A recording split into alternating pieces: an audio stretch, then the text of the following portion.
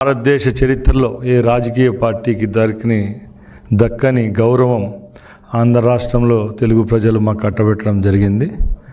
అదే బాధ్యతగా ఈరోజు మేము కూడా సుపరిపాలన అనేది ఎలాగుంటుందో అది అందిస్తున్నామనే దానికి చెప్పేదానికి కూడా ఈ వేదిక నుంచి నాకు చాలా సంతోషంగా ఉంది. పెద్దలు అనుభవజ్ఞులు చంద్రబాబు నాయుడు గారి నాయకత్వంలో ఈరోజు ఇక్కడ కూర్చొని మాట్లాడుతున్నామంటే ఈ 24 నెలల్లో రాష్ట్రంలో ఎప్పుడూ లేని విధంగా సుభిక్షంగా సంతోషంగా ప్రజలు ఉన్నారు. సుమారుగా 20 లక్షల రూపాయల పెట్టుబడులకు శ్రీకారం చుట్టడం జరిగింది. అధోగతి పాలైన రాష్ట్రాన్ని గాడిలో పెట్టి అభివృద్ధి వైపు నడిపిస్తున్న మా ముఖ్యమంత్రికి మరొకసారి 2 సంవత్సరాలు ధన్యవాదాలు తెలియజేసుకుంటున్నా. ముఖ్యంగా ఈరోజు ఈ పాత్రికేయ సమావేశం ఎందుకంటే మన రాష్ట్రంలో ఏ రాష్ట్రానికి లేని అపోజిషన్ లీడర్ ఒక ఆయన ఉన్నారు. హనీమూన్ నాయకుడు అంటారు ఆయన్ను. కేవలం ఒక ప్రతిపక్ష నాయకునిగా ఈ 24 నెలల్లో ఒక 10-15 సార్లు మాత్రమే పత్రికా సమీక్షలు అలాగే ప్రెస్కు ఆయన ఇంటర్వ్యూలు ఇవ్వడం జరుగుతూ ఉంది. దానిలో ప్రతి ఒక్కసారి బయటకు వచ్చినప్పుడల్లా ఒక్కో విషయాన్ని పాత సారాయిని కొత్త సీసాలో పెట్టి మార్కెటింగ్ చేసినట్టు రాష్ట్రంలో గత 40 సంవత్సరాల్లో జరిగిన సంఘటనలు ఈ రాష్ట్రంలో ఉన్న ప్రజలకు తెలియవన్నట్టు కొత్తగా ప్రజల మీద రుద్దే పరిస్థితి తీసుకొచ్చిన ఘనత ఆనాటి ముఖ్యమంత్రి ఈరోజు ప్రతిపక్ష నాయకుడు జగన్మోహన్ రెడ్డి గారికే దక్కింది. ముఖ్యంగా జగన్మోహన్ రెడ్డి గారు ఈరోజు ఈ ప్రభుత్వం చేస్తున్న అభివృద్ధి సంక్షేమ పథకాలను ఓర్వలేక ప్రతి ఒక్కసారి మీడియా సమావేశం ఏర్పాటు చేసినప్పుడు మా ముఖ్యమంత్రి గారి మీద అక్కస్తో ఏదో ఒక తప్పుడు ప్రచారం చేసేదానికి శ్రీకారం చుడుతూ ఉంటారు. కొత్తగా లేటెస్ట్గా 4 రోజుల ముందు ఆయన ఇంగ్లాండ్ టూరు ముగించుకొని వస్తానంటే ఒక ప్రెస్ మీట్ ఏర్పాటు చేయడం జరిగింది. దానిలో కొత్తగా మా తాతగారిని చంపింది, మా తండ్రి గారిని చంపింది, అలాగే మా చిన్నాన్నని చంపింది ఎవరో మీకు తెలుసా అనే విధంగా పత్రికా సమావేశంలో చెప్పడం జరిగింది. రాష్ట్రంలో కాదు యావత్ భారతదేశంలో తెలుగు వాళ్ళు ఎక్కడున్నా కూడా ఈ రాష్ట్రంలో జరిగిన సంఘటనల గురించి ప్రతి ఒక్క తెలుగువాడికి తెలుసు. చంద్రబాబు నాయుడు గారు నేరాలకు ప్రోత్సహిస్తారా, నేరాలకు దగ్గరగా ఉంటారనేది ప్రతి ఒక్కరికి తెలుసు. శాంతి కామకుడు, అభివృద్ధి తప్పక రెండో విషయం తెలియని నాయకుడు ఎవరైనా ఈ రాష్ట్రంలో రాజకీయ నాయకుడు ఉన్నారంటే అది కేవలం చంద్రబాబు నాయుడు గారే. కాబట్టి ఇంత సుదీర్ఘంగా 4వ పర్యాయం కూడా ముఖ్యమంత్రిగా చేయడం జరుగుతూ ఉంది. ఈ విషయానికి వస్తే మొన్న జగన్మోహన్ రెడ్డి గారు మాట్లాడిన విషయాలు 2-3 మీ దృష్టికి తీసుకొని వస్తా. గతంలో జరిగిన హత్యలకు తెలుగుదేశం పార్టీకి మా నాయకత్వానికి ఏ విధమైన సంబంధాలు ఉన్నాయని మేము అడుగుతున్నాం. జగన్మోహన్ రెడ్డి కుటుంబం యొక్క ప్రస్థానం మనందరికీ తెలుసు. బలపనూరు నుంచి వాళ్ళ ప్రస్థానం మొదలుపెట్టి వాళ్ళ తండ్రి గారు ఆయన ఈరోజు ఆంధ్ర రాష్ట్ర ముఖ్యమంత్రులుగా పనిచేయడం జరిగింది. ఆ రోజు మీ పరిస్థితి ఏంటి, ఈరోజు మీ పరిస్థితి ఏంటి? ఈరోజు 1,00,000 కోట్ల ఆసామి మీరు. మీకు పెట్టుబడులు అలాగే మీరు వ్యాపారం చేయని రంగం ఏదన్నా ఈ భారతదేశంలో కానీ ప్రపంచంలో ఉందా అని మేము అడుగుతున్నాం సూటిగా. ఎందుకంటే మీకు చేతగాని పనే లేదు. ఒక పక్కల హత్యా రాజకీయాలు ప్రోత్సహించడం అది మీ వల్లే అయింది. గత 50 సంవత్సరాలుగా అది రాష్ట్రంలో ప్రవేశపెట్టిన ఘనత, దానికి నాయకత్వం వహించిన ఘనత కూడా ఆ రోజు మీ తాతగారి నుంచి ఈరోజు మీ వరకు కూడా అది మీకే దక్కింది. ఇంకా వ్యాపార విషయాలకు వస్తే మీ తాతగారు ఆ రోజు వ్యాపారాన్ని మొదలు పెడితే ఈరోజు లక్షల కోట్లకు తీసుకొని పోయిన ఘనత మీకు దక్కుతుంది. ఎందుకంటే ఈరోజు ఒక చిన్న ఉదాహరణగా నేను చెప్తాను.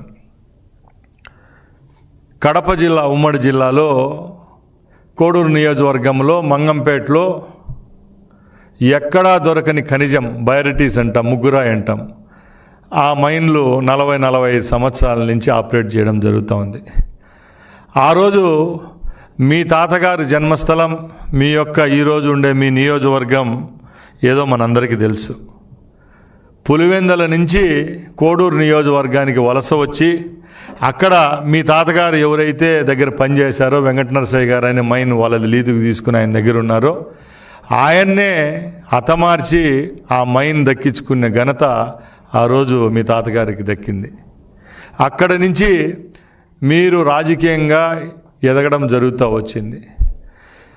7.5 ఎకరాలు ఏదైతే మైన్ ఉందో దాన్ని 1978లో మీ తండ్రి గారి పేరైన విజయలక్ష్మి మినరల్స్ ట్రేడింగ్ కంపెనీ పేరుతో ఆ రోజు మీ తాతగారు ఏర్పాటు చేసి దాంట్లో మైనింగ్ చేసుకుంటా ఈరోజు ఈ స్థాయికి రావడం జరిగింది.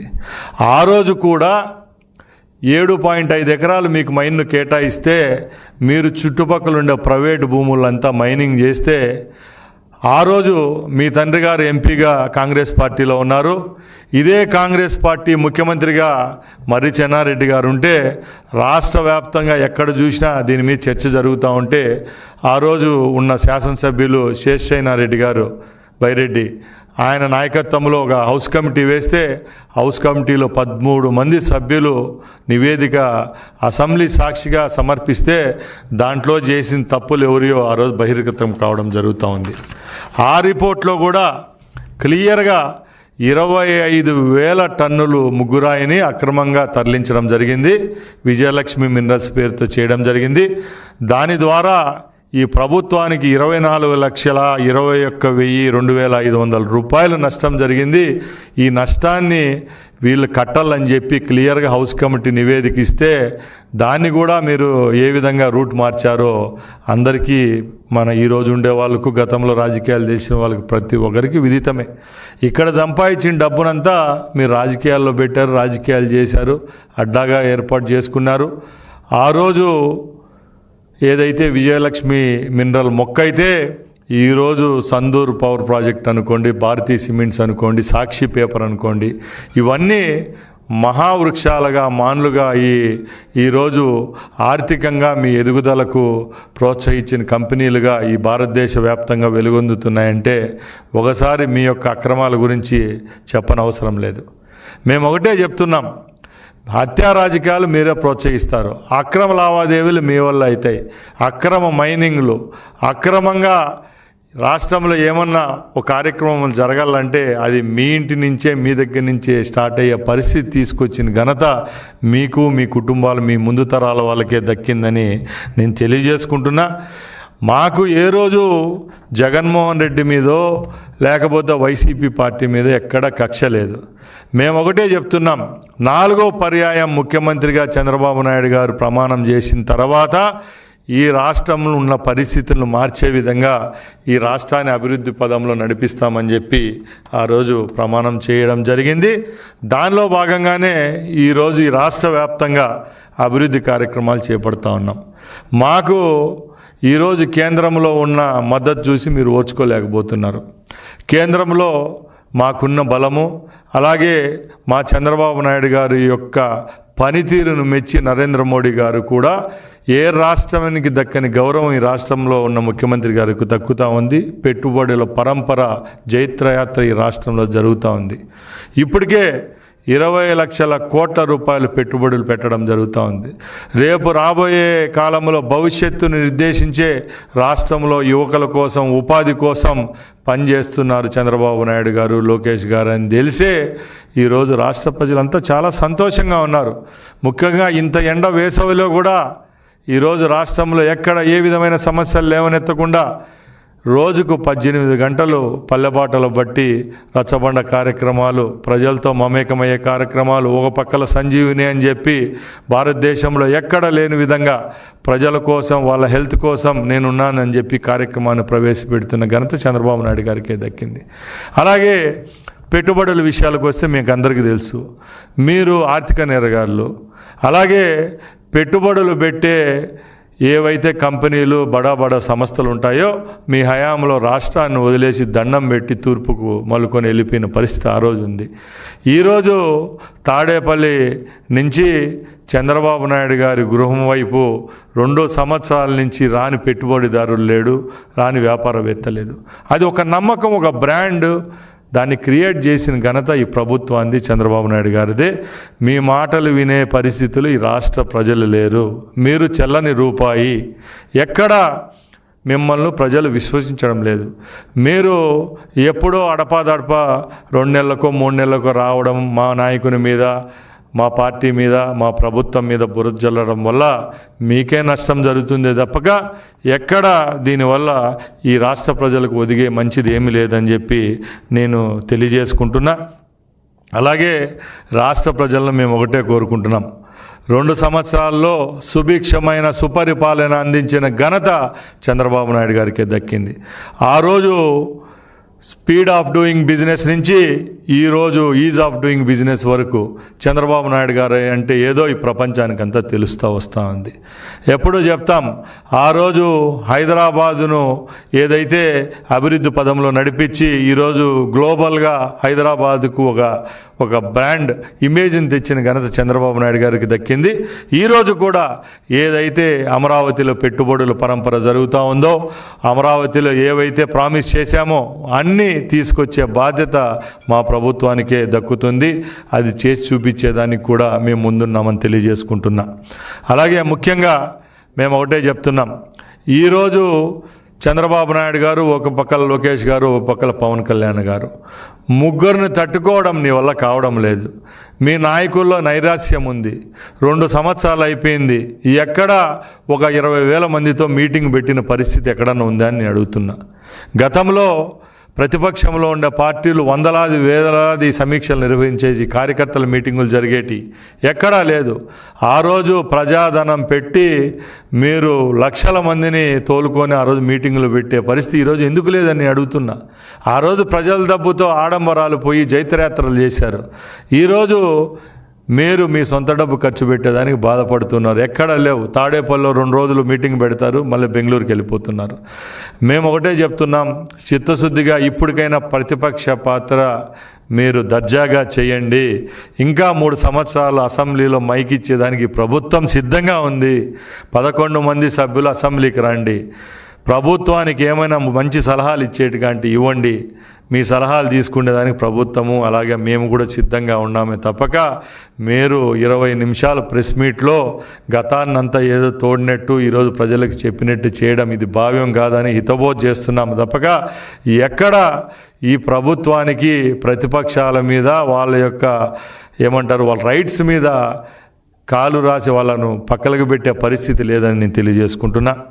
అలాగే నేను ఒకటి చెప్తున్నా, మొన్న గత నెలలో కడపలో ఒక సంఘటన జరిగింది. దస్తగిరి అనే వైసీపీ కార్యకర్త మర్డర్ గావించడం జరిగింది. నేను ఆ ప్రాంతానికి చెందినవాడిని. ఆ ప్రాంతంలో మేము తిరిగే వాళ్ళమే. అక్కడ దస్తగిరి హత్య గావించబడితే ఒక మాధ్యమాల్లో నేను ఇదే ఆఫీస్ నుంచి ప్రెస్ మీట్ పెట్టాను. ఈ దస్తగిరి అనే అతను వైసీపీ ఏజెంటు. అక్కడ కమలాపురం శాసనసభ్యులు ఎవరైతే జగన్మోహన్ రెడ్డి గారు మామగారు ఉంటారో ఆయన అనుచరుడు. చాలా విషయాల్లో ఆయనకు బినామీగా వ్యవహరిస్తూ ఉంటాడు. అలాంటి వ్యక్తి మరణించాడు. గతంలో కూడా ఆయన హత్య కావక ముందు కూడా ఈ యొక్క రవీంద్రనాథ్ రెడ్డికి ఆయనకు ఆస్తికి సంబంధించిన లావాదేవీలు ఉన్నాయని నేను చెప్పడం జరిగింది. దానికి ఒక మాజీ శాసనసభ్యుడు ఒక మంత్రి మీద లీగల్ నోటీస్ ఇవ్వడం జరిగింది. 4 పేజీలు లీగల్ నోటీస్ ఇచ్చి మమ్మల్ని ప్రశ్నించడం జరుగుతుంది కోర్టు ద్వారా. మేము చెప్తున్నాం, మీకు కోర్టులకు భయపడో మీరు ఇచ్చే దానికి భయపడో మేము మాట్లాడకుండా ఉన్నాం. తప్పకుండా మీరు ప్రతిపక్షంలో ఉండి హత్యా రాజకీయాలు చేస్తున్నారు కాబట్టి మేము ప్రజల దృష్టికి తీసుకొని వచ్చేదానికి ఎప్పుడు వెనకాడమని తెలియజేసుకుంటున్నా. అలాగే రాష్ట్ర వ్యాప్తంగా ఇంకా రేపు రాబోయే 3 సంవత్సరాల్లో సుభిక్షంగా ఈ రాష్ట్రాన్ని ముందుకు తీసుకుని పోయేదానికి మా నాయకులు చంద్రబాబు నాయుడు గారు పనిచేస్తారు. అలాగే పెట్టుబడుల పరంపర ఏదైతే కొనసాగుతూ ఉందో దానికి రథసారథిగా ఆ రోజు యువగలం సారథి ఈరోజు పెట్టుబడులు ప్రోత్సాహకాలను తీసుకొచ్చే బాధ్యతను భుజం మీద వేసుకున్న లోకేష్ బాబు గారు కూడా ఈ 3 సంవత్సరాల్లో రాష్ట్రాన్ని ముందుకు తీసుకొని పోతారని తెలియజేసుకుంటున్నా. అలాగే జగన్మోహన్ రెడ్డి టీంకు మేము ఒకటే చెప్తున్నాం, ఇంకా 3 సంవత్సరాలు ఉంది. రండి, ప్రజాక్షేత్రంలో తేల్చుకుందాము. తప్పక ఎప్పుడు ఎక్కడ అవాకులు చవాకులు పేలడం వల్ల మీకే నష్టము తప్పక మా ముఖ్యమంత్రి గారికి, మా బ్రాండ్కు, మా ప్రభుత్వానికి ఒదిగేది ఏం లేదని తెలియజేసుకుంటున్నా. అలాగే దీంట్లో నేను కొసమెరుపుగా ఒకటే చెప్తున్నా, అన్ని విషయాల్లో ఆరితేరిన వారు మీరు. హత్యా రాజకీయాలు ప్రోత్సహించేది మీరు, చేయించింది మీరు, మీ కుటుంబ సభ్యులు. ఆ రోజు వ్యాపార రంగంలో అడ్డదొలగించుకునింది, మైన్స్ ఓనర్లను చంపింది మీరు. మీ కుటుంబాల్లో జరిగిన కలహాలకు కూడా ఎవరు బాధ్యులో ఈ రాష్ట్ర ప్రజలకు అందరికీ తెలుసు. ఇప్పటికి కూడా సిబిఐ లాంటి అత్యున్నత వ్యవస్థలు దాని మీద ఎంక్వైరీ జరుగుతూ ఉంది. అలాంటప్పుడు మీరు ఏదో ఒక వేమరపాటుతోనో లేకపోతే హుందాతనంతో మీరు మాట్లాడడం లేదు. మీ తండ్రి గారి మరణానికి, అలాగే మీ తాతగారి మరణానికి, అలాగే మొన్న మీ చిన్నాన్నగారి మరణానికి మా నాయకుడు, మా ముఖ్యమంత్రి గారు ఎలా కారణమవుతారో ఒక్కసారి మీరు మనస్సాక్షితో ఆలోచించవలసిందిగా జగన్మోహన్ రెడ్డి గారిని నేను కోరుకుంటున్నాను. ఎందుకంటే నేను కూడా ఆ ప్రాంతం నుంచి శాసనసభ్యునిగా ఎన్నికైన మీ పార్టీలో మీతో కూడా నేను చాలా సంవత్సరాలు జర్నీ చేశారు. కాబట్టి ఒక పెద్ద మనిషి మీద ఒక నింద వేసేటప్పుడు దాని పూర్వాపరాలు ఆలోచించి ఏ మాట మాట్లాడాలి, ఏ మాట మాట్లాడకూడదు అనేది ఇంగిత జ్ఞానంతో మాట్లాడవలసిందిగా మరొక్కసారి సున్నితంగా జగన్మోహన్ రెడ్డి గారిని కోరుకుంటూ సెలవు తీసుకుంటున్నా. జై హింద్, జై తెలుగుదేశం, జై చంద్రబాబు.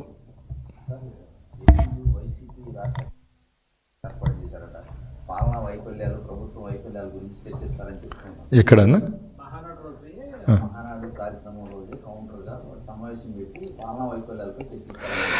నేను ఒకటే చెప్తున్నానండి, ఊర్లో పెళ్ళైతే ఎవరికో సంబరం అంట. తెలుగుదేశం మహానాడు అంటే ఒక తెలుగు జాతికి ఒక పండుగ లాంటిది. కేవలం తెలుగుదేశం పార్టీ సభ్యులకే కాదు, యావత్తు తెలుగు రాష్ట్రాల్లో ఉన్న ప్రజలకు, యావత్ ప్రపంచంలో ఉన్న వాళ్ళందరికీ పండుగ లాంటిది. అలాంటి పండుగను ఆనవాయితీగా పార్టీ పెట్టిన రోజు నుంచి ఈ రోజు వరకు జరుపుకోవడం జరుగుతూ ఉంది. అదే రోజు